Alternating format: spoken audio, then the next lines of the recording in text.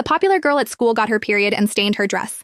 Without a second thought, I swapped clothes with her. But when I went to buy her some pads, the cold, aloof top student who had always ignored me suddenly approached me in the aisle. "Did you find what you need? Give it to me. I'll pay." Even my sharp-tongued childhood friend, the one who loved mocking me more than anyone, looked incredibly gentle and soft in that moment. You look really pretty today." I froze in place. I actually believed my quiet kindness had finally been noticed by the people around me, until I turned around to say thank you. The two handsome boys frowned, their expressions instantly hardening as they spoke in unison. "Why is it you?" The first to react was my childhood friend Ryder. He was leaning lazily against the metal shelves, but the moment he realized who I was, he shoved my shoulder with a careless hand. An arrogant smirk crawled back onto his face. "What the hell? What kind of phase are you going through today, trying to wear a dress like everyone else?" Ryder let out a sharp scoff, letting his eyes wander over me with blatant amusement before laughing out loud. "Are you out of your mind? You look like you're wearing a white potato sack. What kind of trash style is this? It looks hideous. Look, if you seriously don't know how to pick out a dress, just throw on a black garbage bag next time. At least that way." Slowly, mockingly, he whispered, "It might actually hide the ugly." My fingers tightened around the boxes of pads and heating patches in my arms. The plastic packaging crinkled loudly in the quiet aisle. Just then, a soft chuckle floated from above. But to me, that soft chuckle sounded like a thunderclap.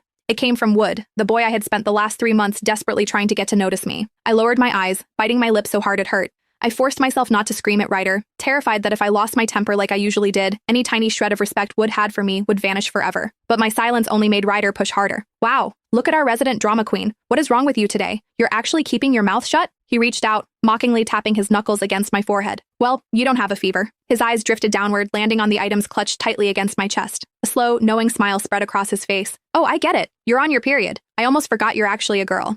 Though, honestly, I always thought girls were supposed to look more like your desk mate to count as the real deal." I trembled with a mixture of rage and humiliation. Tears blurred my vision, turning the brightly lit store into a smear of colors.